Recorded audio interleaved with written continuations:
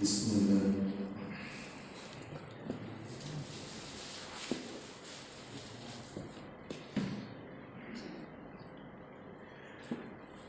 Assalamualaikum warahmatullahi wabarakatuh.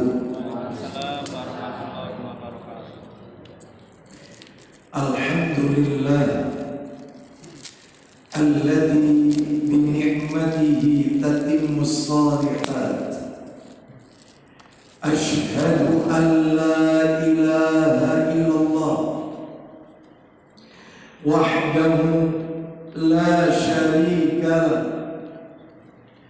wa ashhadu anna Muhammadan abduhu wa rasuluh.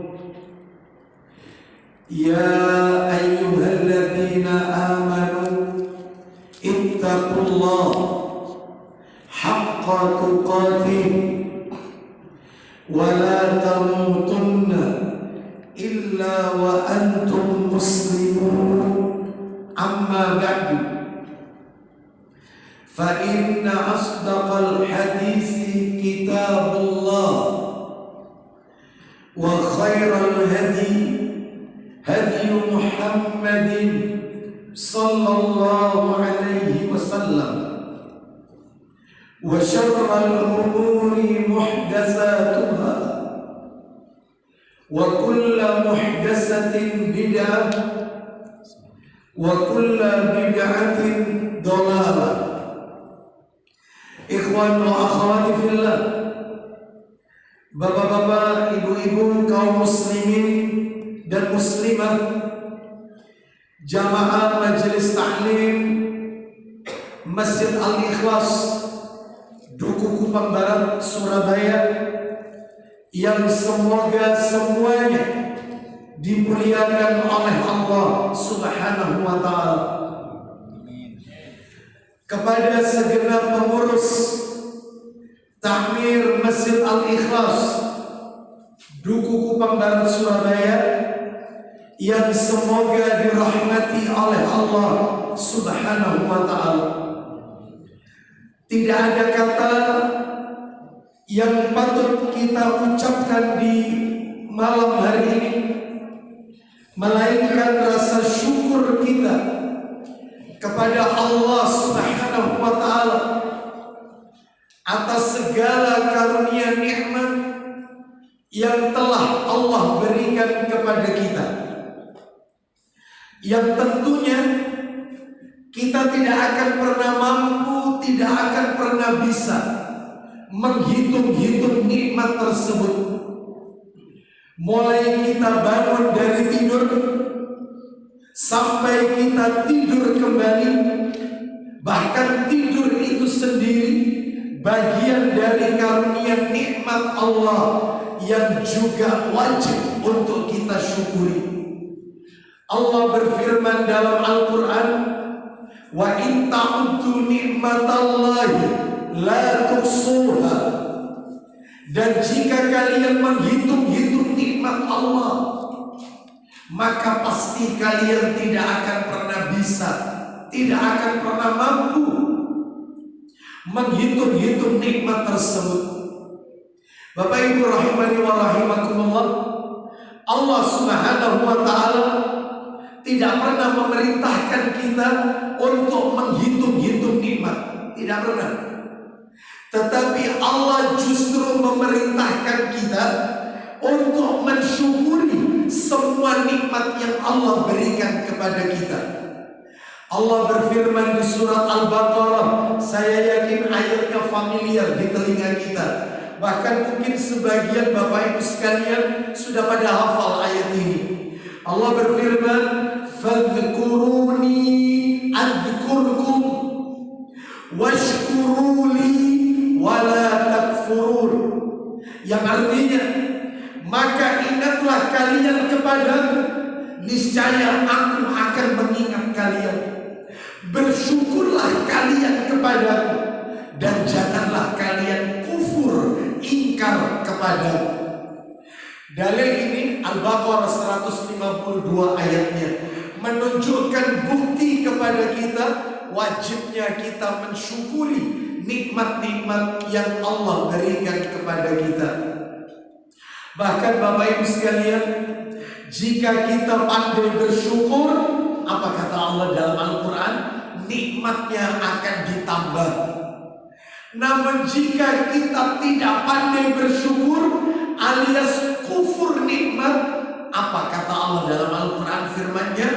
Azabnya Allah amatlah pedih. Bagaimana itu ayatnya? Di surat Ibrahim ayat yang ke-7. Wa in ta'adzana rabbukum la in syakartum la azidannakum wa la in kafartum inna adabi lasyadid. Yang inti daripada ayat ini adalah jika kalian bersyukur, nikmatnya ditambah secara kuantitatif maupun kualitatif, secara kuantitas maupun kualitas.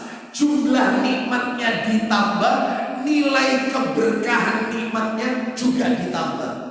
Tetapi sebaliknya jika kita kufur, ingkar, Allah memberikan ancaman dengan azab yang sangat pedih. Mudah-mudahan kita semua yang hadir di majelis ini tercatat di sisi Allah hamba-hambanya yang pandai bersyukur atas nikmat yang Allah berikan kepada kita. Bahkan Bapak Ibu sekalian, Nabi mengajarkan doa kepada kita agar kita menjadi hamba yang pandai bersyukur.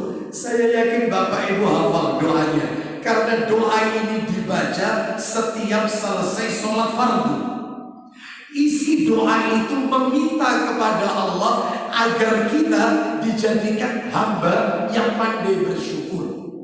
Doa itu berbunyi, Allahumma a'inni ala dzikrika wa syukrika wa husni ibadatika. Yang inti daripada doa ini adalah, ya Allah, tolonglah aku untuk menjadi seorang hamba yang banyak mengingatmu, banyak bersyukur kepadamu, dan memperbagus ibadah kepadamu. Mudah-mudahan doa-doa kita semua dikabulkan oleh Allah Azza wa Jalla. Bapak Ibu, malam hari ini nikmat yang Allah berikan kepada kita, yang kita rasakan adalah Allah memberikan kepada kita kemudahan, kesempatan untuk melaksanakan ibadah kepada Allah Azza wa Jalla. Diawali dengan sholat isya berjamaah, dilanjutkan dengan thalabul ilmi, menuntut ilmu. Mudah-mudahan rangkaian amal ibadah yang kita lakukan pada malam hari ini diterima dan diridhai oleh Allah Subhanahu wa ta'ala. Apalagi panjenengan sekarang sedang menuntut ilmu. Apa kata Nabi dalam sabdanya riwayat Muslim?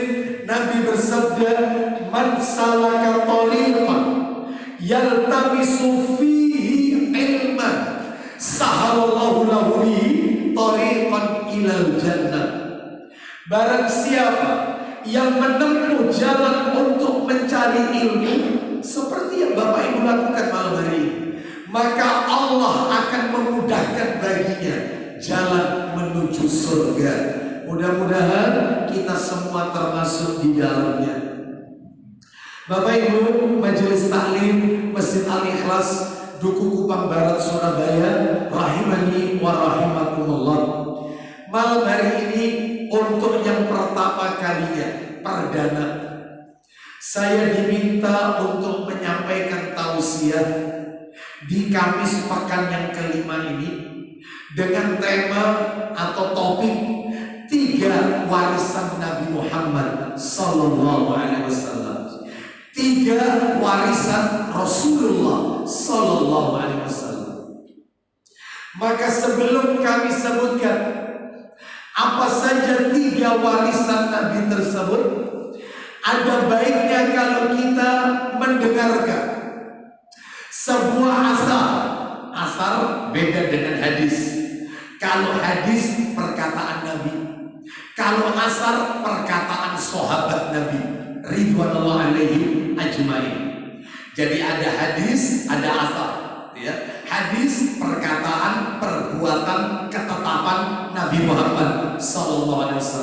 Tapi kalau asar sahabat, perkataan para sahabat Nabi selain dari Rasulullah. Kita dengarkan kitabnya saya bawa, sebuah asar yang bersumber dari sahabat Abu Hurairah radhiyallahu anhu, berada di dalam kitab Sahih Targhib wa Tarhib, jilidnya jilid 1, hadisnya nomor, bukan hadis, nomornya nomor 83, nomor urut di kitab Sahih Targhib wa Tarhib.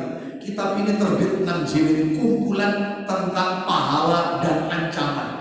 Isinya tentang pahala-pahala, siapa yang melakukan ini maka pahalanya ini, siapa yang baca Quran ini pahalanya begini. Dan isi kitab ini juga, siapa yang melakukan ini maka dilaknat, masuk neraka, ancaman-ancaman. 6 jilid buku ini. Lah, yang mau saya sampaikan di jilid 1 nomor 83. Saya bacakan saja.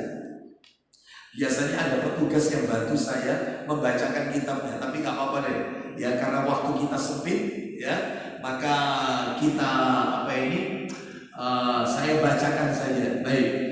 Kita dengarkan an Abi Hurairah radhiyallahu anhu qala.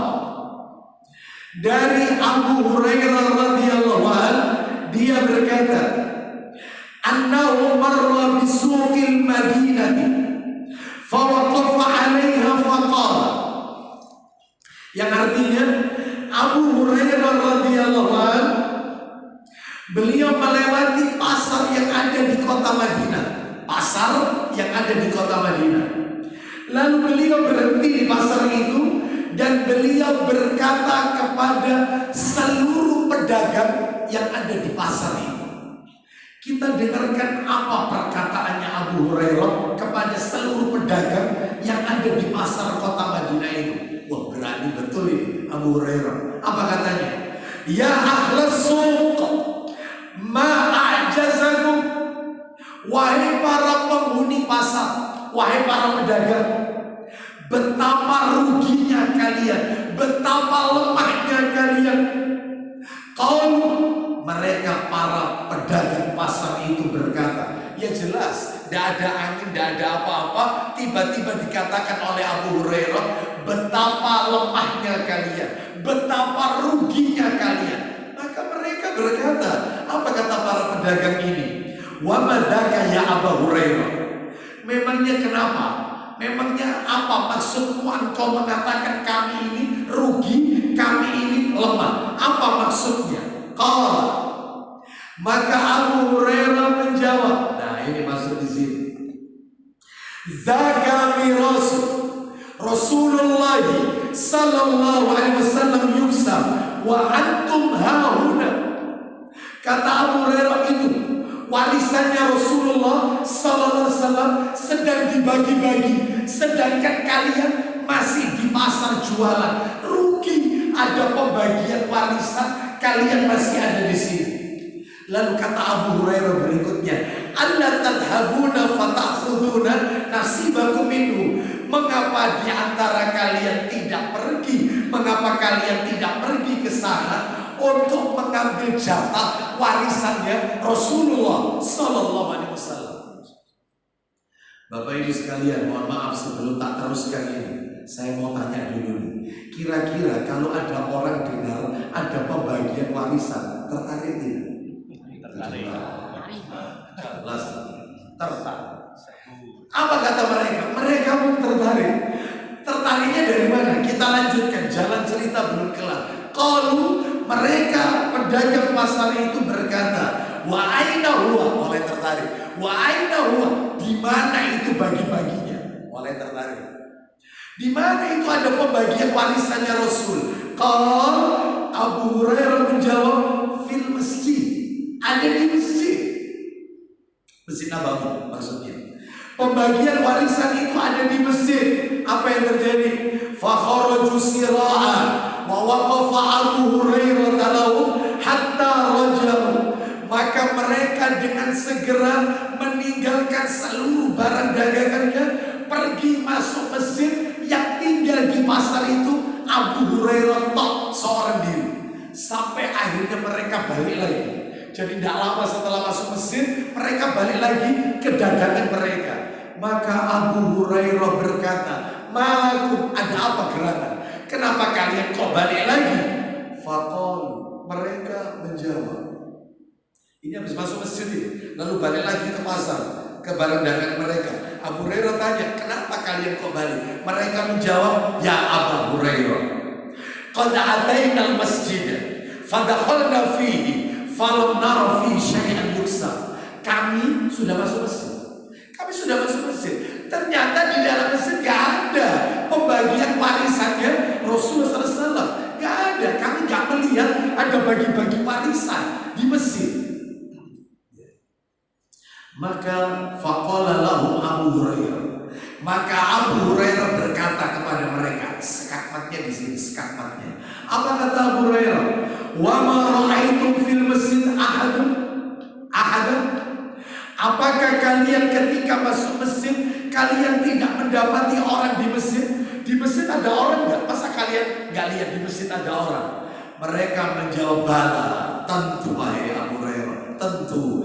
Ra'aina qauman yusallun wa qauman yaqra'una al-Qur'an wa qauman yatadakkaruna al-halal wal haram." Tentu Abu Hurairah, ketika kami masuk masjid, kami melihat ada sekelompok orang lagi sholat, ada sekelompok orang lagi baca Al-Quran, sekelompok orang lagi taklim, mempelajari ini halal, ini haram, ini ma'ruf, ini mungkar, ini ma'ruf, ini mungkar, ini yang ini yang hak, ini yang batil, belajar ilmu agama. Apa kata Abu Hurairah? Ditutup.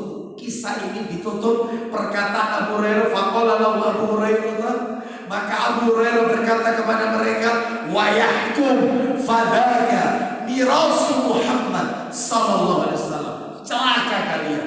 Itulah warisannya Nabi Muhammad sallallahu alaihi wasallam. Kalian sibuk berbisnis, sibuk cari harta, kalian lupa sama warisannya Nabi. Lu memangnya apa Ustaz warisannya Nabi? Ya tadi itu.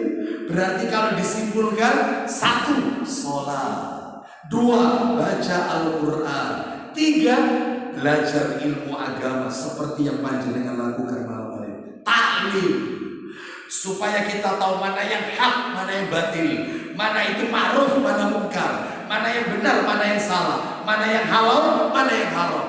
Itulah 3 warisan Rasulullah SAW. Dan malam hari ini kita telah menjalankan kita tengah menjalankan dan sudah menjalankan, yaitu 2 warisan Nabi Sallallahu Alaihi Wasallam. Sholat baru saja kita lakukan, sholat Isya, dan yang kedua thalabul ilmi, menuntut ilmu. Baik, Bapak Ibu sekalian rahimani wa rahimakumullah. Sebelum saya jelaskan 3 warisan Nabi ini, apa saja Bapak Ibu 3 warisan Nabi tadi?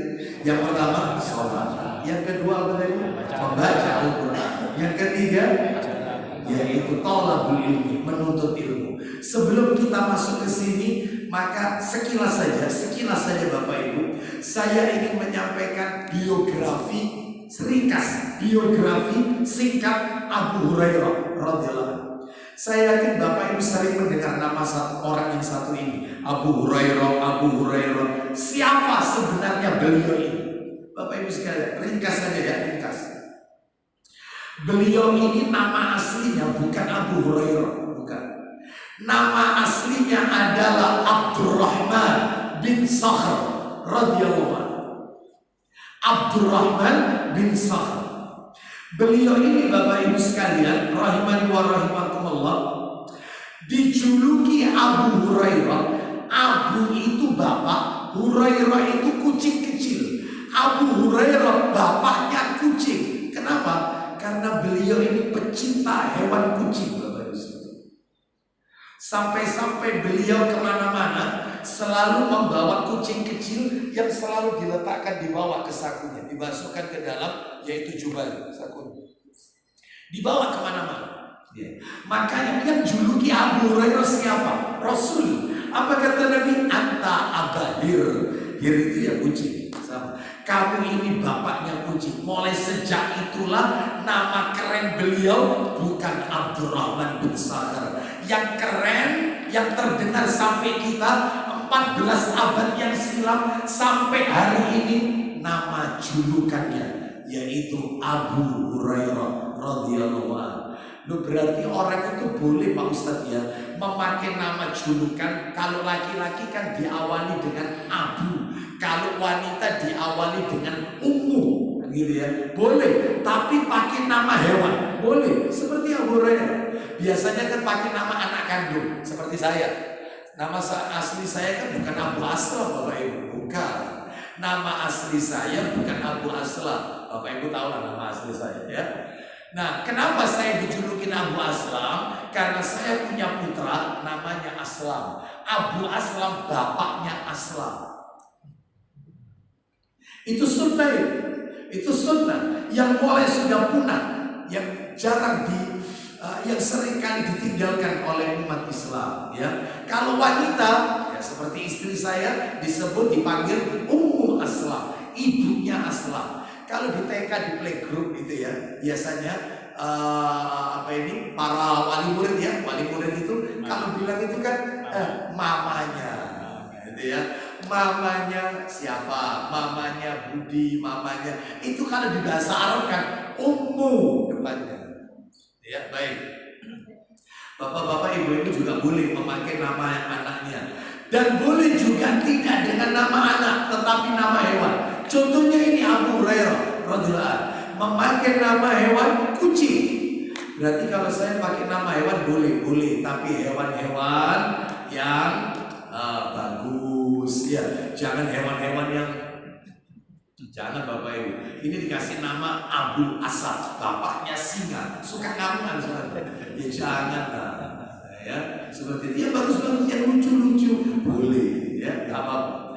Kita lanjutkan, itu dari nama. Bapak Ibu sekalian, beliau masuk Islam ini tahun 7 Hijriah. Pada saat perang Khaybar masuk Islam. Dan beliau, nah ini yang bikin kita kaget. Beliau ini masuk Islamnya 7 Hijriah, sedangkan Rasul meninggal 11 Hijriah. Rasul kan meninggal tahun 11 Hijriah. Abu Hurairah 7 Hijriah. Berarti kalau begitu bersama Nabi, belajar dengan Nabi cuma 4 tahun. 4 tahun. Masuk Islam tahun 7 Hijriah. Lalu Nabi wafat 11 Hijriah. Berarti 4 tahun mendampingi Nabi. Itu ibarat anak kuliah S1 Bapak Ibu. S1 4 tahun. Tapi jangan meragukan S1-nya 4 tahunnya Abu Hurairah. Beliau meskipun 4 tahun bersama Nabi, beliau termasuk jajaran sahabat Nabi yang paling banyak meriwayatkan hadis Nabi, hingga mencapai 5.344 hadis. 4 tahun bersama Nabi hafal 5.344. Ranking 1 di antara seluruh sahabat. Makanya tidak kaget panjenengan buka kitab apa saja. Sahih Bukhari dari Abu Hurairah, Sahih Muslim dari Abu Hurairah, Tirmidzi, Abu Dawud, Ibnu Majah, semua kitab dari Abu Hurairah. Karena beliau yang paling banyak meriwayatkan hadis. Makanya kata para alim ulama, siapa yang membenci Abu Hurairah, siapa yang mencela, membenci Abu Hurairah, maka Islamnya perlu dipertanyakan. Tuh, memangnya siapa yang membenci Abu Hurairah? Tidak lain dan tidak bukan kelompok yang paling getol memusuhi sahabat Nabi adalah Syiah Rafidhah. Ini kelompok yang benci dengan sahabat Nabi, apalagi Abu Bakar dan Umar, termasuk Abu Hurairah, kecuali Ali bin Abi Thalib. Ya, kalau tidak salah ada 4 orang sahabat Nabi itu yang tidak dibenci oleh orang Syiah. Ali, Abu Dhar, Miqdad bin Al-Aswad, satunya lagi Salman Al-Farisi. Nah, ini 4 orang ini gak dibenci sama mereka. Selain itu dikafirkan oleh mereka.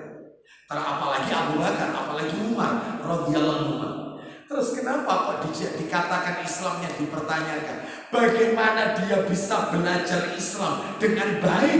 Lalu orang yang paling banyak meriwayatkan hadis Nabi dia benci. Dikit-dikit Abu Hurairah buka kitab apa Abu? Kalau orangnya yang paling banyak meriwayatkan hadis dibenci, bagaimana dia bisa belajar Islam dengan baik? Ya. Oleh karena itu, singkat saja kami tutup biografinya Abu Hurairah ini. Beliau wafat tahun 57 Hijriah. Wafat 57 Hijriah. Masuk Islam 7 Hijriah. Meninggalnya tahun 57 Hijriah. Ketika wafat usianya 80 tahun. Usia wafat 80 tahun. Berarti kalau begitu pada saat masuk Islam tinggal dikurangi saja, bisa ketahuan usia berapa saat itu beliau masuk Islam. Kurang lebih sekitar 30-an usianya ya. 30-an kurang lebih. Walau kan 30 ditambah 50 kan usia 80. Nah, Bapak Ibu sekalian rahimani wa rahimakumullah, ini menunjukkan kepada kita semangatnya Abu Hurairah menghafalkan hadis-hadis Nabi. Saya tanya sama panjenengan sekarang usia berapa dan sudah berapa banyak hadis Nabi yang sudah dihafalkan? Ya.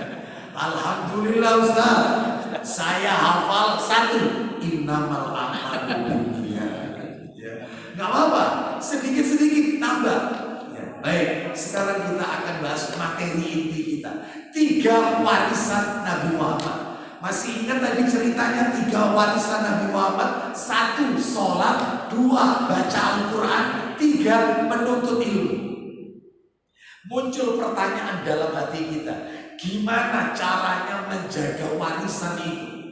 Saya tahu panjenengan kalau dapat warisan dari orang tua meninggal dapat warisan. Kita sebagai anak yang dapat warisan, saya yakin panjenengan pasti menjaga warisannya bapak, warisannya ibu dengan baik. Dimanfaatkan, dikelola, dijaga dengan baik. Saya yakin itu. Karena itu ciri anak soleh. Lah ini kita dapat warisan dari Nabi Muhammad sallallahu alaihi wasallam. Warisannya 3. Warisannya bukan dinar, warisannya bukan dirham, warisannya bukan rupiah, real, dolar, tidak. Warisannya sholat, baca Al-Quran, menuntut ilmu. Pertanyaannya, gimana caranya menjaga warisan sholat, menjaga warisan Quran, menjaga warisan menuntut ilmu? Caranya gimana? Ayo kita bahas satu persatu. Singkat aja. Nomor 1 dulu, cara menjaga warisan sholat. Bagaimana caranya supaya kita ini termasuk umat Nabi Muhammad yang menjaga, melestarikan warisan Nabi Muhammad SAW yang namanya sholat, menjaga warisan sholat. Caranya Bapak Ibu cuma ada 4 Bapak Ibu, cuma 4. Cara menjaga warisan sholat itu cuma 4, hanya 4.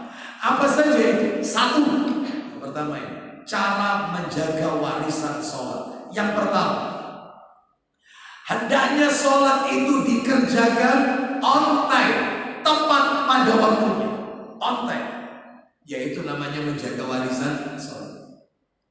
Jadi kalau ada sebagian kaum muslimin, zuhurnya mau asar, asarnya mau maghrib, maghribnya mau isya, isyanya sudah lewat tengah malam. Itu tidak masuk kategori menjaga warisan Nabi yang namanya sholat. Dia meremehkan waktu sholat. Subuhnya kerina, subuhnya 5:30, jam 5 kerina. Bagaimana disebut menjaga warisan sholat? Wong sholatnya nggak on time.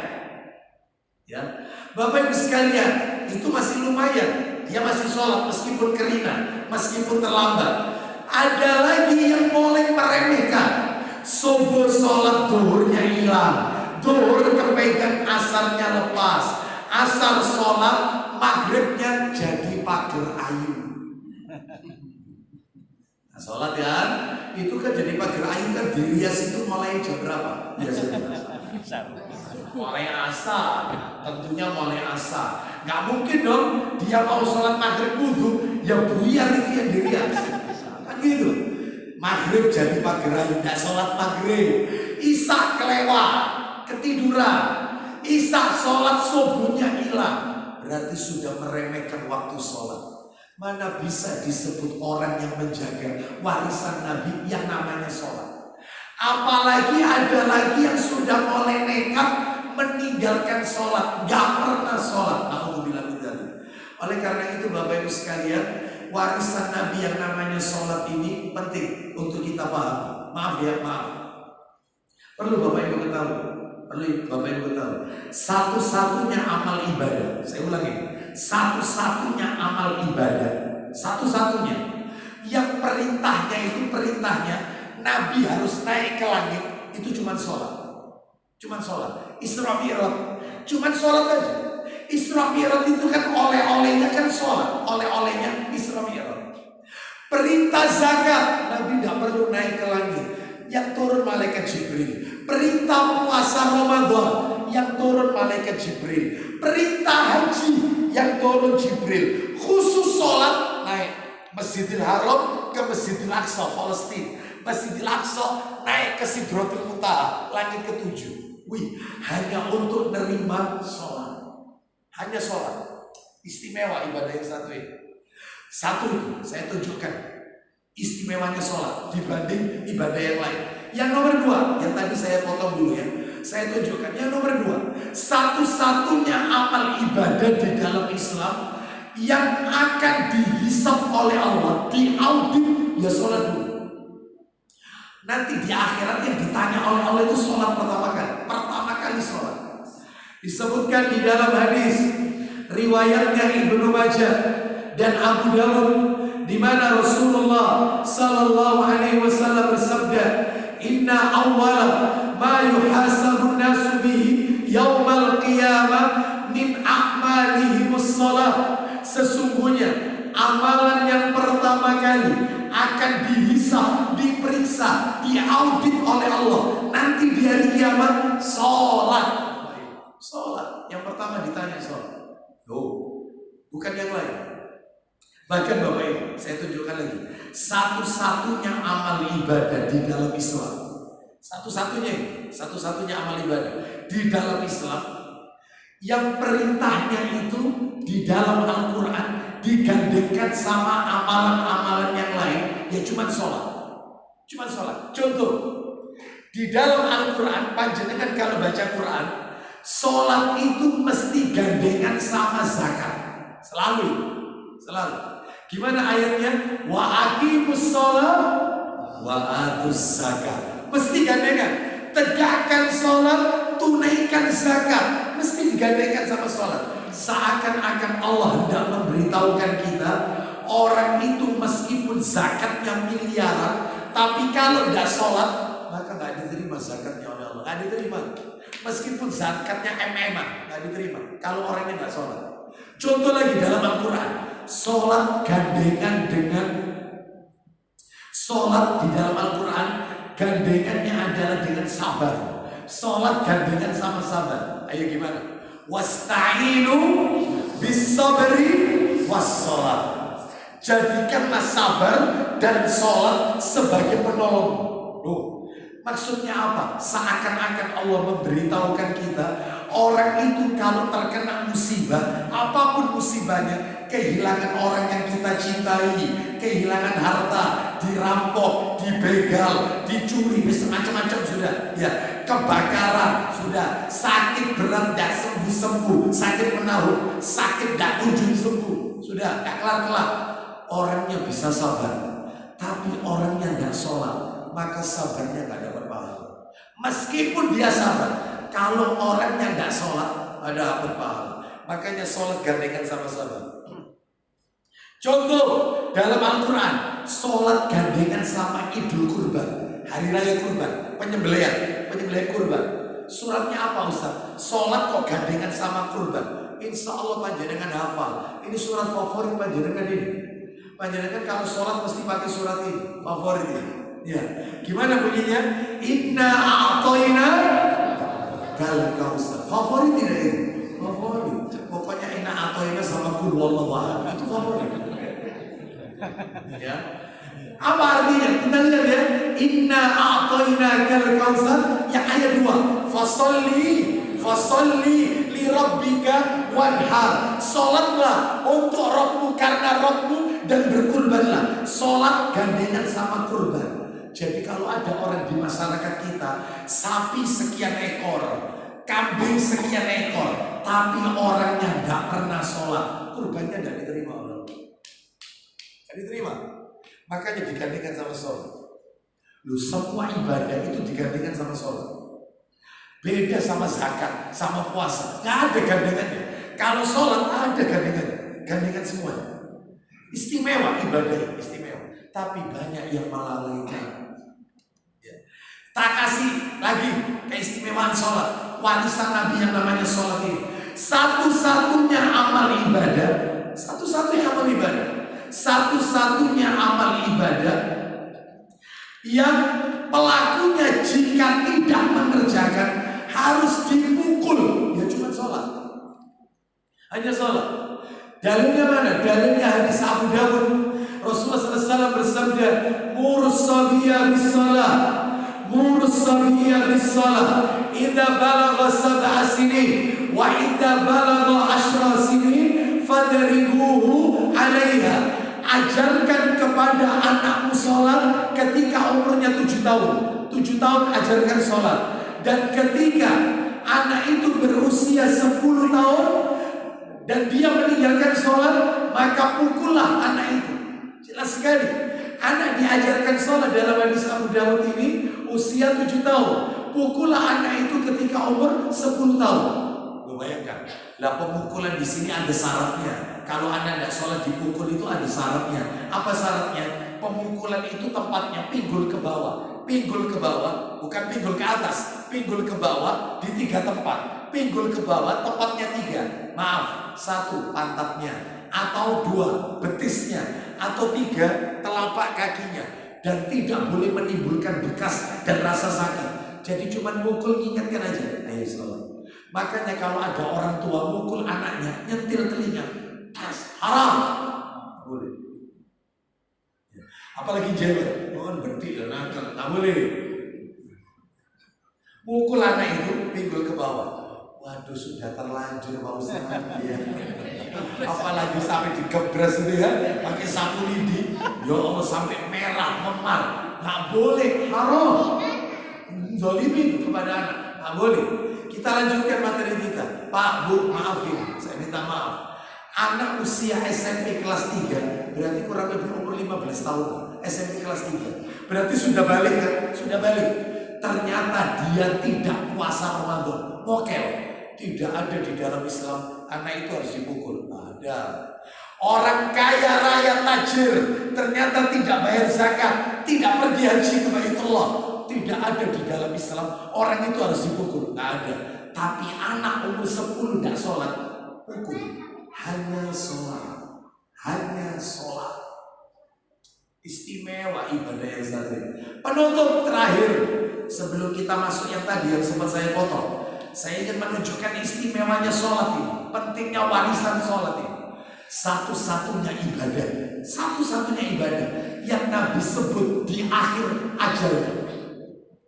Disebutkan di dalam riwayat Ibnu Majah, Nabi itu ketika meninggal, ucapan terakhir yang keluar dari lisan Nabi mau meninggal dunia, as-salat wa ma malakat aymanukum, as-salat, as-salat, as-salat. Wafat Nabi. Sampai kata istri-istri Nabi yang menyaksikan waktu itu, Nabi mengucapkan itu diulang-ulang sampai tidak terdengar lagi, alias Nabi telah wafat. Ucapan apa? As-salat, salatlah, salatlah, salatlah, meninggal. Nabi tidak menyebut zakat, Nabi tidak menyebut puasa Ramadan, Nabi tidak menyebut haji. Ya, yang disebut Nabi sholat. Makanya gimana cara menjaga warisan sholat? Ada 4. Tadi masih 1 yang saya sampaikan. Yang pertama, on time, tepat pada waktunya. Ya jangan disia-siakan. Mana dalilnya? Dalil hadisnya riwayat Muslim. Saya bacakan aja. Dari Ibnu Mas'ud radhiyallahu anhu, dia berkata, aku bertanya kepada Rasulullah sallallahu alaihi wasallam, ya Rasulullah, ayyul amali afdal? Wahai Rasulullah, amalan apa yang paling utama di dalam Islam? Nabi menjawab, as-sholatu li waqtiha, sholat tepat pada waktunya, on time. Itu amalan paling utama dalam Islam. Nomor 2 sekarang, nomor 2, cara menjaga warisan sholat. Kan ada 4 saya janjikan. Sekarang yang nomor 2. Apa yang nomor 2? Lakukan sholat itu dengan tumak nina. Jangan tergesa-gesa. Jangan. Mas Khairul bisa bantu saya? Atau yang lain barangkali bisa bantu. Monggo, ada mic satu lagi kan? Saya pinjam saya. Ya. Coba. Silakan. Monggo. Ya. Silakan bisa dibuka nomornya 529. Sahih Targhib wa Tarhib nomor 529. Nah, kita dengarkan 529. Ya, ada kan? Ketemu ya? Silakan dibaca atasnya teks ininya saja, terjemahannya. Arabnya biar saya yang baca.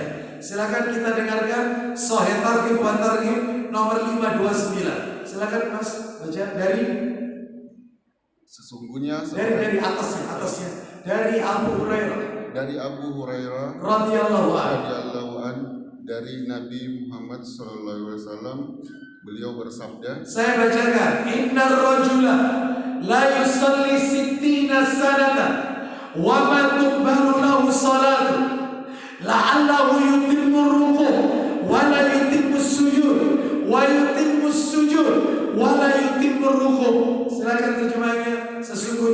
Sesungguhnya seorang laki-laki melakukan sholat selama 60 tahun. Sholat selama 60 tahun. Sholat selama 60 tahun. Tetapi dan tidak satu pun sholatnya diterima. Satu aja tidak diterima. 60 tahun lagi. Sehari 5 kali. 5 dikali 365 hari. Karena setahun itu 365 kali 60 tahun. Wih, berapa rokaat semuanya total? Satu pun tidak diterima. 60 tahun tidak diterima. Karena apa Ustaz alasannya? Karena mereka menganggap remeh yang satu ini. Apa itu? La'allahu yutimmu ruku' wa la yutimmu sujud. Silakan. Bisa jadi karena dia menyempurnakan ruku' tapi tidak menyempurnakan sujud. Atau dia menyempurnakan sujud tapi dia tidak menyempurnakan ruku'. Bisa jadi karena ruku' dan sujudnya tidak sempurna. Maksudnya tidak sempurna gimana? Tergesa-gesa. Seperti ayam yang mematuk makanan, tidak tumak nina. Bapak Ibu tak tunjukkan 2 model sholat. 2 model sholat. Nanti saya akan praktekkan 2 model sholat ini. Ringkas saja. Kira-kira menurut panjenengan bedanya ada di mana? Bedanya ada di mana? Saya akan tunjukkan. Nanti bedanya di mana? Antara yang tumak nina sama yang tidak tumak nina. Saya ulang ya. Mana yang tumak nina, mana yang tidak tumak nina. Bedanya ada di mana nanti? Kita lihat. Misalnya dia sholat, Allahu Akbar. Setelah Al-Fatihah ya, kita ringkas saja. Setelah Al-Fatihah baca surat. Misalnya surat apa ini? Favorit aja, Qul huwallahu ahad ya. Misalnya favorit. Bismillahirrahmanirrahim. Qul huwallahu ahad, Allahus samad, lam yalid wa lam yulad wa lam yakul lahu kufuwan ahad. Allahu Akbar. Misalnya baca apa? Yang versi apa? Subhana rabbiyal azimi wa bihamdi. Subhana rabbiyal azimi wa bihamdi. Subhana rabbiyal azimi wa bihamdi. Atau yang lain, bacaan lain. Subhanakallahumma wa bihamdika Allahumma ighfirli. Sami Allahu liman hamidah. Ini versi pertama.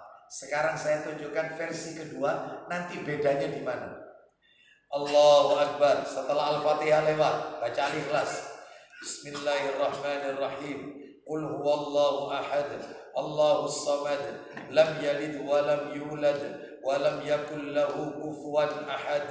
Allahu akbar. Subhana rabbiyal azim wa bihamdi. Subhana rabbiyal azim wa bihamdi. Subhana rabbiyal azim wa bihamdi. Atau bacaan lain, subhanakallahumma wa bihamdika astaghfiruka wa atubu ilaik. Sami Allahu liman hamidah. Bedanya di mana? Jeda. Nomor 1 tadi ada jedanya tidak? Ada tidak? Berhenti dulu kan sebelum pindah, ya kan? Tadi loh. Jadi kan tadi setelah qul huwallahu ahad, Allahus samad, lam yalid wa lam yulad wa lam yakul lahu kufuwan ahad. Allahu akbar. Ada jeda. Ada jeda. Enggak langsung. Itu yang namanya tumanina, kata Nabi.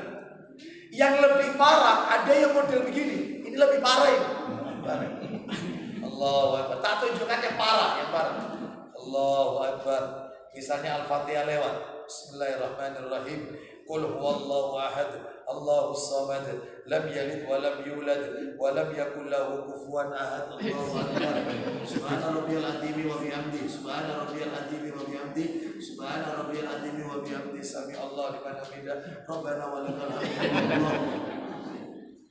Jadi belum selesai dia sudah pengen pindah. Selama ini panjenengan sholatnya bagaimana? Baik, terakhir. Senam 60 tahun sholat yang diterima oleh Allah gara-gara tidak tumanina. Makanya penting belajar sholat, Bapak Ibu sekalian.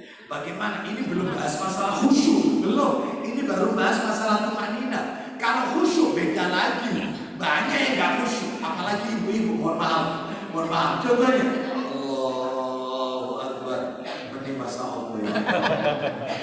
Iya, rawon wis mari. Iya, soto iya. Jangan asem kalau namanya iya. Kurang. Rawon lagi. Iya, krengsengan kurang enak. Iya. Allahu akbar. Begitu rakaat berikutnya, ya Allah ini rakaat keberapa? Lupa jumlah rakaat. Oh. Gitu. Apalagi yang kepikiran suaminya nikah lagi. Wah, tambah khusyuk. Tapi kan nggak ada ibu-ibu di sini seperti itu ya. Jadi suaminya meskipun menikah lagi itu tenang tumanina. Di sini. Bapak Ibu sekalian rahimani wa rahimakumullah. Kita lanjutkan. Jadi itu yang nomor 2, Bapak Ibu sekalian. Jadi dikerjakan secara tumanina. Yang nomor 3 ini. Yang nomor 3 cara menjaga warisan sholat adalah sholat itu harus mencontoh, mengikuti petunjuk Rasulullah SAW. Mulai takbiratul ihram sampai salam. Apa kata Nabi? Riwayat Bukhari. Tapi saya bawa. Kata Nabi dalam sabdanya, "Shallu kama ra'aitumuni usalli." Sholatlah kalian sebagaimana kalian melihat aku sholat. Ya, makanya amal ibadah yang tidak mengikuti petunjuk Nabi ditolak oleh Allah. Termasuk sholat. Belum ada dalilnya. Dalil Sahih Muslim. Coba kita tolong. Buka Sahih Muslim. Buka Sahih Muslim nomornya 700. Sahih Muslim. Ya. Nomornya 1700 maksud saya 1701. Sahih Muslim 1701. Posisi hadis ada di sebelah kanan. An Aisyah radhiyallahu anha qalat qala Rasulullah sallallahu alaihi wasallam man amila amalan laisa alaihi amruna fahuwa raddun. Silakan dari Aisyah. Sebelah kanan ya. Silakan. Dari Aisyah radhiyallahu anhu katanya radhiyallahu anha. Iya. Katanya Rasulullah sallallahu alaihi wasallam bersabda. Agak diangkat sedikit suaranya biar dia belakang dengar. Silakan. Katanya Rasulullah sallallahu alaihi wasallam bersabda. Isinya siapa yang mengamalkan suatu amal atau ibadah. Gak pakai atau dilanjutkan aja. Ulang lagi siapa? Siapa yang mengamalkan suatu amal ibadah yang tidak pernah kami lakukan. Stop. Siapa yang melakukan satu amal ibadah yang kami tidak pernah mengerjakannya, melakukannya. Apapun itu, sholat itu ibadah, zakat, puasa, haji, umroh, zikir, berdoa, termasuk menikah itu ibadah. Siapa yang melakukan satu amal ibadah yang aku tidak pernah melakukan, maka amalnya itu ditolak oleh Allah, tidak diterima. Makanya sholat harus mencocoki Rasul SAW. Bagaimana sholatnya Nabi? Mulai takbiratul ihram, posisi tangan bagaimana? Sejajar dengan daun telinga, sejajar telinga, sejajar dengan bau, sedekat dia. Semuanya harus mengikuti Nabi SAW. Sebab kalau tidak diterima ibadahnya oleh Allah. Nah, makanya perlu belajar sholat. Bagaimana sholat yang benar itu? Baik. Jadi saya punya materi khusus tentang ini, ensiklopedia sholat. Saya sampaikan di beberapa tempat, di mana Kelapis, juga di beberapa tempat yang lain. Itu menukil kitab, jadi dibahas secara uruh, mulai dari hukumnya sholat, pelan-pelan sampai dan seterusnya. Termasuk bagaimana perumahan Puri Surya Jaya, itu materinya tentang sholat. Kita lanjut terakhir nomor 4. Yang keempat, lah ini mumpung ketemu bapak-bapak ini. Mumpung ketemu bapak-bapak, yang keempat, cara menjaga warisan sholat. Yang keempat itu bagi laki-laki wajib di masjid. Sholatnya 5 waktu itu di masjid, bukan di rumah. Kalau wanita sebaik-baik sholat di rumahnya, tapi wanita tidak dilarang kalau ke masjid. Tidak dilarang, boleh, asalkan memenuhi syarat. Tidak memakai wangi-wangian, tidak berhias, izin sama mahramnya. Wanita boleh, nggak dilarang. Tapi kalau ditanya mana yang afdal, rumah untuk wanita. Kalau laki-laki masjid, mana dalilnya? Tak tunjukkan dalil Bapak Ibu sekalian. Bapak Ibu akan kaget, terutama bapak-bapak. Di situ disebutkan laki-laki telinganya mendengarkan adzan, dengerin adzan. Sementara dia tidak terkena udzur, nggak sakit, tidak hujan deras, nggak ada hujan. Dia tidak terkena udzur, nekat sholat di rumah, ngimami istri dan anak-anaknya. Itu kata Nabi, maka sholat yang dikerjakan di rumah ditolak oleh Allah, dianggap belum sholat. Nggak sholat orang itu. Lagi-lagi itu di masjid, bukan di rumah. Ya, seperti itu. Maka sampaikan ke putra-putra Bapak Ibu sekalian, masjid bukan di rumah, masjid bukan di rumah. Kenapa? Kalau dia tidak ke masjid, padahal dia kecuali terkena udzur ya, sakit, hujan deras, seperti pandemi kemarin, masjid lockdown, semua total physical distancing, social distancing, semua sholat umroh aja nggak ada, haji saja nggak ada, semua tertutup. Apa-apa ya, Idul Fitri sholat di rumah, bayangin, lockdown. Oleh karena itu kalau ini memang ada udzur darurat memang. Lah ini tidak ada udzur, wajib ke masjid. Laki-laki, Ustaz saya ke masjid ternyata telat, jamaahnya sudah bubar, sehingga saya sholat sendiri, berarti nggak berjamaah. Terus gimana Ustaz? Tak jawab, tak kasih beberapa dalil terkait laki-laki wajibnya di masjid. Makanya Masjid Al-Ikhlas ini harus dimakmurkan. Saya mau tanya, sholat subuh berapa soft di sini? Sholat subuh? Satu soft. Ya? Satu soft kurangnya dari belakang. Ya, masya Allah. Ya. Kemana semua jamaahnya? Ya. Baik, kita lanjutkan. Mana dalilnya? Dalilnya. Oh, ini kitabnya sebentar. Coba dibuka di situ. Sahih Targhib, yaitu nomornya 429. Mudah-mudahan di situ ada 429. 429 Sahih Targhib wa Tarhib. Silakan. Ayo. Baca dari mana itu? 429 ada 4A Hasan Sahih. Ya, ini. Ya, yang dibaca dari mananya saja. Dari Amr bin Ummi Maktum. Ya. Dia berkata. Ya, yang keras Mas. Silakan.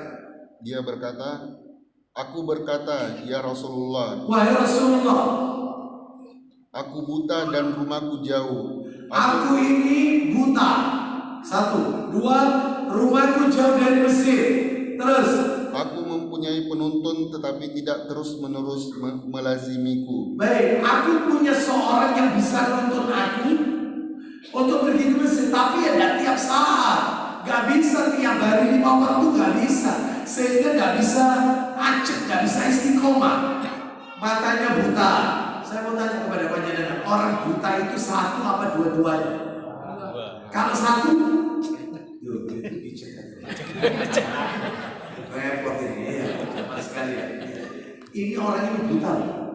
Aku ini mataku buta. Satu, rumahku jauh dari Mesir. Terus aku punya penonton yang suka nonton aku, tapi itu gak tiap 5 waktu, gak bisa aja. Terus lanjut. Apakah engkau menemukan keringanan untukku agar aku bisa sholat di rumahku? Apakah boleh aku sholat di rumah? Mataku ini buta loh, wahai Rasulullah. Rumahku jauh dari Mesir. Apa katanya Nabi? Silakan. Nabi bertanya, apakah kamu mendengar azan? Suara telingamu dengar adzan tidak? Hal tasma'una nida, telingamu dengar adzan. Hayya 'alas shalah, hayya 'alal falah. Dengar atau tidak? Lanjut. Aku menjawab, ya. Ya, aku dengar. Hayya 'alas shalah, hayya 'alal falah. Apa kata Nabi? Beliau bersabda, aku tidak menemukan keringanan untukmu. Tidak ada keringanan, tetap ke Mesir. Bahkan ada taman meskipun itu ngesot, meskipun merangkak, buta, rumahnya jauh, tidak ada yang nonton, tetap ke Mesir lagi-lagi. Lah ini tidak buta, rumahnya dekat. Rumahnya dekat, gak sobo masjid. Kenapa kok tidak ke Mesir? Gak cocok ambil takmir, itu urusan. Anda kalau gak suka sama takmir, rumahnya Allah jangan musuhi. Silakan musuhan sama orangnya, rumahnya Allah jangan dimusuhi. Ini tidak salah, masjidnya dimusuhi, salah. Kenapa? Di sini gak ada kan? Ada yang ngaku maksudnya. Ada di sini. Iya itu iya. Jadi musuhan sama orangnya, masjidnya juga ikut dimusuhi, jangan. Masjid ini rumah Allah, makmurkan. Baik. Jadi itu cara menjaga wanita. Terus saya nambah satu lagi. Yang tadi saya sebut kalmelah. Kita masuk masjid, laki-laki pergi ke masjid, ternyata imamnya Assalamualaikum warahmatullahi. Bubar ini. Apakah dia dapat pahala? Kan mending sholat di rumah daripada saya sholat di masjid sendirian gak berjamaah. Jangan ngomong seperti itu, Bapak Ibu sekalian. Tak tunjukkan satu dalil, bukan nomor 410. Mundur. 410. Sahih Targhib wa Tarhib 410. Baik, cepat dikit. Ya, karena waktunya. Kita dengarkan. Ini belum yang Quran ini. Belum yang ilmu ini. Ya, banyak ini. Ya, silakan. Ayo. Dari Abu Hurairah Radhiyallahu anhu, dia berkata, Rasulullah SAW bersabda, isinya, barang siapa berwudu lalu membaguskan wudunya, siapa yang wudunya diperbagus lalu kemudian berangkat sholat tetapi dia mendapati, berangkat sholat berarti wudunya di mana tadi? Di rumah. Lalu dia pergi ke masjid. Lanjut, ternyata tetapi dia mendapati orang-orang telah menyelesaikan sholat. Jadi dia sholat sendiri, jamaahnya sudah bubar. Maka Allah memberinya pahala seperti pahala orang yang menunaikan dan menghadiri sholat tersebut. Maka dia dapat pahala sejumlah orang yang sholat di masjid itu. Wah, nek mulai telat-telat. Nah ini dukuku barat banget ini. Ini Surabaya banget. Bapak Ibu sekalian, itu namanya mengkondisikan sengaja. Ini kasusnya kalau terkondisikan, macet di jalan, mau cari mesin ini gimana? Kredit, nggak ada mesin ini di tol. Waduh, entek hari ini apa ini? Akhirnya ternyata qadarullah mampir mesin tapi sudah selesai jamaahnya. Dia sholat sendiri. Dia dapat pahala sejumlah orang yang ada di masjid. Oh, Masya Allah. Tapi tetap ke masjid. Jangan sholat di rumah. Tetap ke masjid. Ya, oleh karena itu Bapak Ibu sekalian, laki-laki tempatnya di masjid, bukan di rumah. Sampai Ibnu Ummi Maktum yang matanya buta, tidak dikasih rukhsah keringanan, dispensasi, tidak ada. Tetap ke masjid. Baik, sekarang kita lanjutkan menjaga warisan Al-Quran. Warisan Al-Quran. Bagaimana cara menjaga warisan Al-Quran? Caranya adalah Bapak Ibu sekalian, yang pertama sering membaca Al-Quran. Baca terus Al-Quran. dibaca. Yang nomor 2, menghafalkan ayat-ayat Quran. Dihafalkan Quran itu kalau bisa. Satu hari satu ayat. Bisa kira-kira? Satu hari satu ayat. Satu ayat tuh. Hari ini hari Kamis. Hari ini hari Kamis. Alif Lam Mim. Selesai. Besok Jumat. Dzalikal kitabul la raiba fihi hudan lil muttaqin. Selesai. Ya. Nanti hari Sabtu alladzina yu'minuna dan seterusnya. Gitu ya. Satu hari satu ayat. Bisa nggak? Berarti 30 hari 30 ayat. Setahun 365 ayat. Al-Baqarah hafal, Ali Imran separuh hafal. Setahun. Masalahnya Ustaz, yang tak hafalkan kemarin sekarang alim Ustaz. Ya ini masalahnya ini. Ya. Terus kakian pikiran Ustaz. Makanya Masjid Al-Ikhlas membuka pendaftaran yang mau ngaji bagi mereka yang mungkin belum bisa membaca Al-Quran sekalipun usianya sudah lanjut ya. Maka jangan ada orang itu nggak pernah dapat ilmu. Dua orang yang nggak pernah akan dapat ilmu. Yang pertama orang sombong, yang kedua orang malu. Jangan malu. Untuk nuntut ilmu jangan malu. Yang kedua jangan sombong kalau sudah punya ilmu. Maka dia ilmunya tidak akan barokah. Jangan sombong, jangan malu. Maka ilmunya akan barokah. Oleh karena itu maka rapikan masjid ini dengan belajar baca Al-Quran. Apa tadi? Setiap hari Senin, Rabu, sama Jumat tadi. Mulai pada maghrib sampai jam 8. Saya sampai hafal. Ya. Bapak Ibu sekalian, ikuti. Ya, belajar Quran. Jadi yang nomor 1 baca Al-Quran. Yang nomor 2 berusaha menghafal. Ya, Bapak Ibu sekalian, berapa surat yang panjenengan sudah hafal? Ustadz ini jangan meremehkan. Saya itu apa? 1 Ustadz, Qul huwallahu ahad. Masyaallah. Ya, 2 Qul a'udzu birabbil falaq. 3 Qul a'udzu birabbin nas. 4 mundur abad niaga. 3 jaa. Ya. Ya. Terus Qul ya ayyuhal kafirun. Ya. Terus apa ini? Li'ilafil Quraisy. Ya.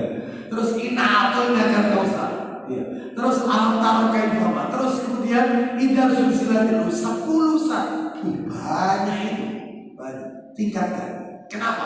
Kenapa kok saya katakan tingkatkan hafalannya? Panjenengan kalau tidak bisa hafal 30 juz, minimal hafal juz 30 minimal. Surat An-Naba amma yatasaalun sampai Qul a'udzu birabbin nas, surat nomor 78 sampai 114. Minimal hafal juz apa? Minimal. Kalau tidak hafal juz 30 juz maksud saya. Mana dalilnya? Ayo dibuka. Sahih tarik poin kita. Jilid 3. Yang ini Mas. Ini 6 jilid kita pilih. Jilid 3, cepat dikit nyarinya Mas. Nomornya 1426 1426 1426. Nabi bersabda, yuqalu li sahibil Qur'an, ikra wartaqi warattil kama kunta turattilu fid dunya fa inna manzilaka inda akhir ayatin taqra'uha. Silakan dari Abdullah bin Amr. Dari Abdullah bin Amr bin Al-As radhiyallahu anha, ia berkata Rasulullah sallallahu alaihi wasallam bersabda, silakan, akan dikatakan kepada orang yang suka membaca Al-Qur'an, lihat ulang lagi, akan dikatakan, bacalah dan naiklah. Akan dikatakan kepada orang yang suka membaca Al-Qur'an, akan dikatakan nanti di hari kiamat orang yang gemar baca Quran. Apa kata Allah? Silakan. Bacalah terus, dan naiklah terus ke surga paling tinggi. Lanjut. Dan bacalah secara tartil. Kenapa? Sebagaimana kamu dahulu di dunia membacanya dengan tartil. Kenapa? Teruskan. Karena sesungguhnya kedudukanmu terletak pada akhir ayat yang kamu baca. Semakin banyak ayat yang kau hafalkan, semakin tinggi level surga ini. Gak usah mulu-mulu Ustaz, gak usah mulu-mulu. Di emperannya surga saja sudah gak usah mulu-mulu. Dan ini orang itu harus optimis, jangan pesimis. Minta surga paling tinggi. Ya, hafalkan Al-Quran, hafalkan. Terakhir terakhir nomor 3, cara menjaga warisan Quran. Yang pertama dibaca, yang kedua berusaha menghafalkan, yang nomor 3 mempelajari dan diamalkan. Dipelajari tafsirnya. Ini tafsirnya apa, maknanya apa, asbab usulnya apa, terus diamalkan. Mana dalilnya? Ayo buka kitabnya sama, yaitu apa ini? Nomornya 1415. Mundur. 1415. Nabi bersabda, "Inna afdalakum man ta'allama al-Qur'an. Inna afdalakum man ta'allama al-Qur'ana wa 'allamahu." Silakan. Dari Utsman bin Affan radhiyallahu anhu, dari Nabi Muhammad SAW, beliau bersabda, Apa isi sabdanya? sebaik-baik kalian adalah orang yang mempelajari Al-Quran dan mengajarkannya. Tuh, itu ya. Sebaik-baik orang adalah yang membaca Al-Quran dan mengajarkan kepada orang lain, mengajarkan isi Al-Quran. Ya. Sekarang kita masuk yang nomor 3, menjaga warisan nomor 3, warisan ilmu, tolabul ilmi. Apa yang harus kita lakukan? Cara menjaganya. Cara menjaganya Bapak Ibu sekalian, mohon maaf ini, cara menjaganya adalah yaitu dengan gemar menuntut ilmu, rajin taklim. Jadi kalau di Masjid Al-Ikhlas ini, terutama Masjid Al-Ikhlas ini, setiap hari Kamis ada kajian Bulughul Maram. Ikuti kajiannya, gitu ya. Apalagi mungkin ada waktu-waktu tertentu mendatangkan, yaitu guru-guru kita pendatang ya yang tidak ngasih misi rutin, maka ikuti kajiannya. Kenapa? Orang nuntut ilmu itu berarti menjaga warisan Rasulullah SAW. Ilmu ini maksudnya ilmu apa, Ustaz? Nah, ilmu yang dimaksud di sini adalah ilmu yang bersumber dari qala Allah wa qala Rasul wa qala sahabat. Ilmu yang bersumber dari apa yang Allah firmankan, apa yang Nabi sabdakan, apa yang dipahami oleh generasi terbaik, yaitu para sahabat ridwanullah alaihim ajmain. Itulah namanya ilmu, dan itu hukumnya fardhu ain. Sebagaimana Nabi bersabda, "Thalabul ilmi fardhatun ala kulli muslimin." Menuntut ilmu maksudnya ilmu agama, ilmu yang bersumber dari Quran, hadis, dan para sahabat. Menuntut ilmu itu hukumnya wajib. Loh, yang selain ilmu agama, matematika, fisika, biologi, akuntansi, kedokteran, ya ekonomi, ya dan seterusnya, hukumnya bukan fardhu ain, hukumnya fardhu kifayah. Apa maksudnya fardhu kifayah? Kalau sudah ada orang yang mempelajarinya, maka gugur kewajiban bagi orang lain untuk mempelajarinya. Gugur. Makanya tidak semua orang Islam harus jadi dokter, tidak semua orang Islam harus ngerti tentang kimia, enggak. Tapi setiap orang Islam wajib tahu tentang Islam, tentang Al-Quran, wajib. Sebab yang ditanya nanti dalam kubur, malaikat gak akan tanya fisika, kimia, biologi. Nah, yang ditanyakan adalah marrobuka, wa madinuka, wa man nabiyuka. Siapa Rabbmu, apa agamamu, dan yaitu siapa nabimu. Oleh karena itu Bapak Ibu sekalian, maka rajinlah thalabul ilmi, menuntut ilmu. Sebab maaf, orang berilmu itu lebih mulia daripada orang berharta. Saya ulang ya, orang punya ilmu itu lebih berharga daripada orang yang punya harta. Loh kok bisa? Maafin, orang itu kalau dikasih ilmu banyak, ilmunya banyak ilmunya, hisabnya akhirat cuma satu. An ilmi fima fa'ala, ilmu kau gunakan untuk apa? Satu hisabnya. Tapi orang kalau dikasih harta banyak, sugih, hisabnya dua. Min aina iktasabahu wa fima anfaqahu. Harta itu kau peroleh dari mana dan kau kemanakan harta itu. Dari mananya dan kemananya ditanya. Makanya orang tambah kaya, tambah ribet pertanyaan akhirat. Tambah sugih, tambah ribet. Mana lebih enak jadi orang kaya atau orang miskin? Tetap kaya. Kaya hati, Ustaz. Ya, kaya hati maksudnya. Ya. Bapak Ibu sekalian, rahimani wa rahimakumullah. Mohon maaf, ilmu itu warisannya para nabi. Al-ulama warasatul anbiya. Para ulama itu warisannya para nabi, para ulama itu. Sedangkan harta warisannya orang-orang kaya. Nabi lebih Oh jelas. Bapak Ibu maaf, setiap bahasa ilmu dalam Al-Quran, semua bahasa ilmu, termasuk ada doa dalam Al-Quran, kita disuruh minta tambahan ilmu, bukan tambahan harta. Yang ada di Quran itu surat Toha, Rabbi zidni. Gak ada di Quran Rabbi zidni malah, ya Allah tambahkan hartamu. Gak ada. Yang ada itu tambahkan ilmu. Saya mau tanya sama panjenengan kalau berdoa yang sering minta tambahan rezeki atau ilmu? Ayo, jujur jangan ada dusta antara mestinya itu minta tambahan ilmu, Bapak Ibu sekalian. Ya, makanya ilmu ini penting sekali, ilmu agama maksudnya itu yang akan menyelamatkan kita sampai nanti di akhirat kelak. Katanya para alim ulama, al-ilmu ma jaa an ashabi Muhammad sallallahu alaihi wasallam. Ilmu itu apa yang dibawa oleh para sahabat Nabi Muhammad sallallahu alaihi wasallam. Bahkan katanya Imam Syafi'i, ilmu itu yang dimaksud adalah al-ilmu ma kana fi qala haddatsana.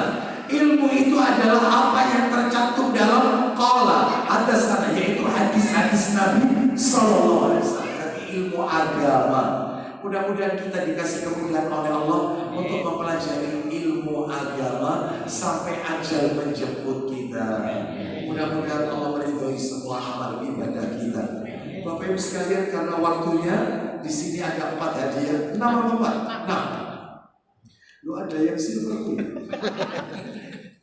Ada turun nih kiranya. Gitu ya, baik. Saya kasih pertanyaan 3 bapak-bapak, 3 untuk ibu-ibu. Bapak-bapak dulu baru ibu-ibu. 3 untuk bapak-bapak, 3 untuk ibu-ibu. Baik. Pertanyaan saya untuk bapak-bapak dulu. 1, nomor 1. Saya tanya, ibu-ibu jangan jawab ya, jangan jawab. Saya tanya, ada yang seputar materi, ada yang ya sedikit keluar materi. Ya, saya tanya, yang bisa jangan langsung diucapkan, angkat tangan. Yang bisa langsung angkat. Apa ini yang menentukan? Siapa yang angkat tangan? Bapak-bapak. Pertanyaan saya pertama. Tolong sebutkan 2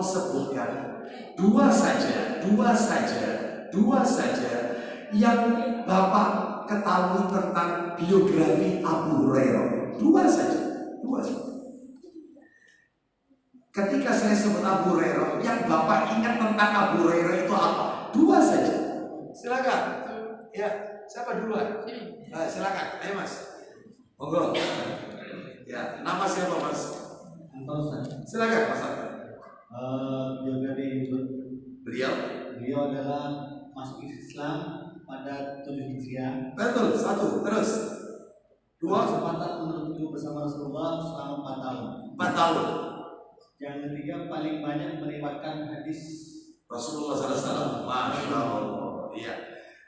Saya kasih hadiahnya. Ini. Hah? Oh, silver queen. Mau pilih?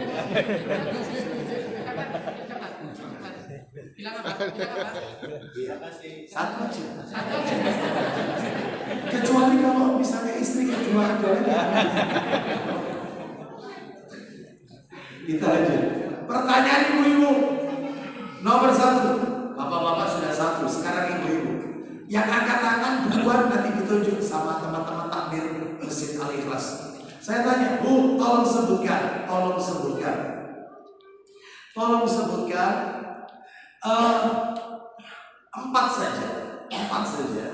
saja sahabat Nabi yang terkenal namanya. 4 orang sahabat Nabi yang terkenal. Boleh 4 saja. Banyak sahabat Nabi yang terkenal. Nggak banyak, 4 saja. Ya. Silakan. Ya. Silakan Ibu. Nama dulu Ibu siapa? Silakan Boy. Abu Bakar. Umar bin Khattab. Utsman bin Affan. Ali bin Abi Thalib. Ibu mau pilih yang mana? Silver queen atau minyak? Silver queen. Kenapa nggak boleh silver queen yang banyak? Baik.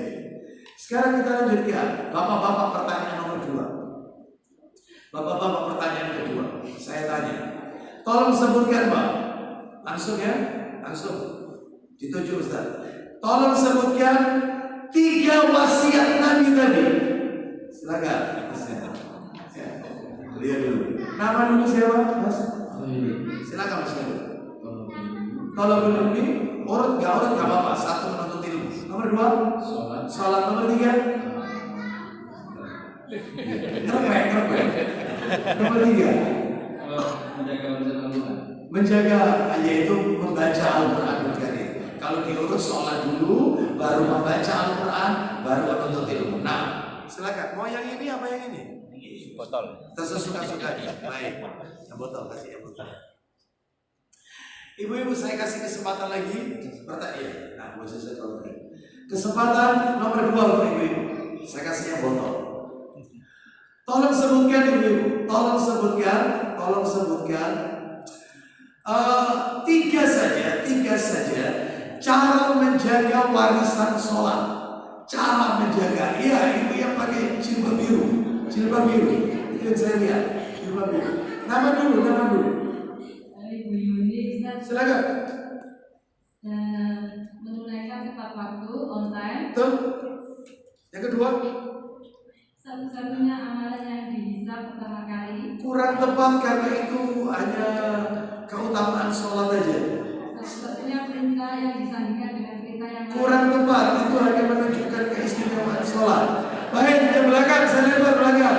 Silakan, 3 saja cara menjaga warisan sholat. 1, Pertama, sholat dengan tepat waktu. on time. Nomor 2, tumahnina. Betul. Nomor 3, Mencontoh apa yang dilakukan oleh Rasul. betul, sholatnya meniru Rasulullah SAW. Betul, sahih.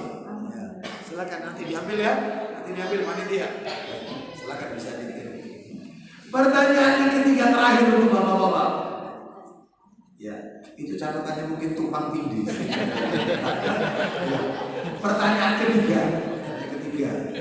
Saya tanya, ini di luar materi. Saya ingin tahu sejauh mana Bapak Ibu paham tentang Al-Quran. Tolong sebutkan Pak, tolong sebutkan 4 orang Nabi yang namanya dijadikan nama surat dalam Al-Quran. 4 orang Nabi. Ya, Cibuti. Silakan. Nama siapa? Silakan. Abah, silakan. Nabi? Betul, ada surat Ibrahim terus. Betul, ada surat Yusuf terus. Nabi Muhammad, surat Muhammad, betul terakhir. Yang masuk ke perut ikan. Yunus boleh, Nuh boleh. Betul. Ya. Yunus boleh, Nuh juga boleh karena nama Nabi. Dijadikan nama surat. Baik, silakan nanti diambilin. Ya. Ibu-ibu, terakhir. Ingat pertanyaan saya, tolong perhatikan. Siapa yang angkat tangan dulu nanti ditunjuk. Tolong sebutkan 5 nama surat dalam Al-Quran. 5 nama surat dalam Al-Quran yang memakai nama hewan.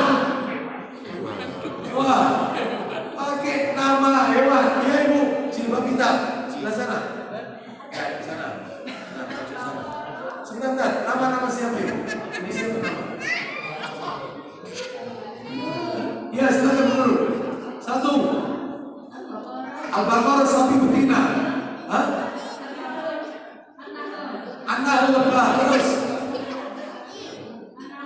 An-Nahl semut. Betul. Terus ayo, urunan.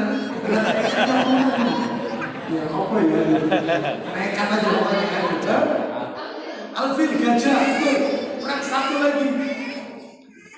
Abal-abal, bahasa Arabnya abal-abal. Al-Ankabut. Betul, Masya Allah. Nanti nama-nama hewan ya. Silakan nanti ini bisa diambil. Demikian yang bisa kami sampaikan. Semoga menjadi tambahan ilmu yang bermanfaat dan barokah. Kita tutup wassallallahu ala nabiyyina wa ala alihi wasallam. Subhanakallahumma wa bihamdika asyhadu an la ilaha illa anta astaghfiruka wa atubu ilaik. Wa akhiru da'wana alhamdulillahi rabbil alamin. Assalamualaikum warahmatullahi